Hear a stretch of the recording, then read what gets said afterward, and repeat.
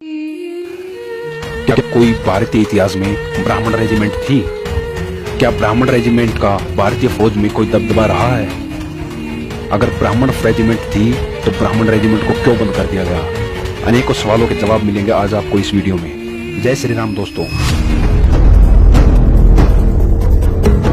अगर हम ब्राह्मण रेजिमेंट की स्थापना की बात करें तो सन 1776 में 30वीं बंगाल नेटिव इन्फेंट्री बटालियन के नाम से ब्राह्मण रेजिमेंट की स्थापना हुई थी।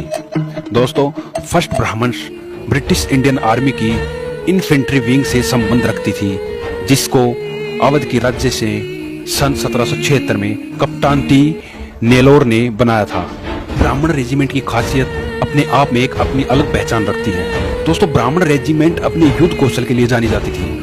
जी हाँ, ब्राह्मण रेजिमेंट की वर्दी थी वो आकर्षक होती थी और उन्हें युद्ध कौशल के लिए अनेकों तमगे मिले हुए थे जो उनकी वर्दी पर सुशोभित रहते थे। ब्राह्मण रेजिमेंट के जितने भी योद्धा थे सभी बाहुबली ब्राह्मण थे और अलग अलग जगह से इन ब्राह्मणों को लिया गया था। फर्स्ट ब्राह्मण्स के साथ ही ब्रिटिश राज में थर्ड ब्राह्मण भी हुआ करती थी, जो कि 1798 में गठित की गई थी और उसको 1922 में सेकेंड एंग्लो अफगान वार व द्वितीय विश्व युद्ध में भाग लेने के बाद इसे बंद कर दिया गया था।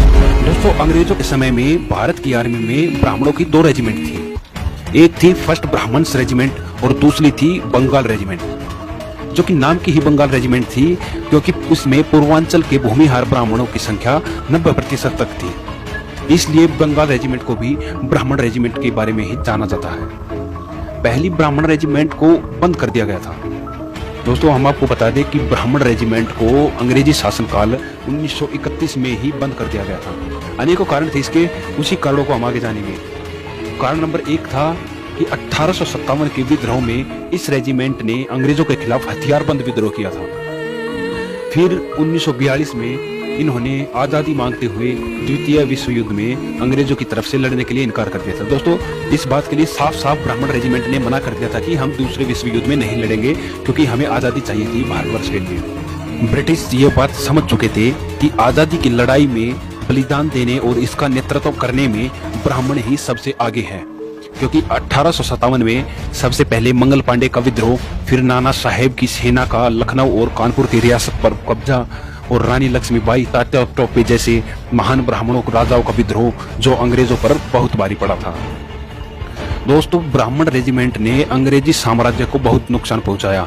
इसके लिए ब्राह्मण समाज में अंग्रेजों का विश्वास उठ गया था और अंग्रेजों को लगा कि ब्राह्मण अगर सेना में रहे तो बार बार विद्रोह करेंगे, इसलिए फर्स्ट ब्राह्मण रेजिमेंट को बंद कर दिया गया और बंगाल रेजिमेंट में भी पूर्वांचल भूमिहार ब्राह्मणों की भर्ती पर रोक लगा दी थी। ब्रिटिश लोगों ने सेना में सिर्फ अपने वफादार रेजिमेंट को रखा था, बाकी ब्राह्मण रेजिमेंट को हटा दिया गया था। दोस्तों, दुख की बात ये नहीं है कि अंग्रेजों ने ब्राह्मण रेजिमेंट को बंद कर दिया, बल्कि दुर्भाग्य ये है कि आजादी के बाद भी भारतीय गणराज्य के प्रशासन को सही ढंग से न चलाने वाले कम समझ के नेताओं ने अंग्रेजों वाले प्रारूप को जारी रखा। ब्राह्मण रेजिमेंट ब्राह्मणों का हक है और ब्राह्मणों को उनकी पहचान से वंचित किया गया है उनकी रेजिमेंट को बंद रख के।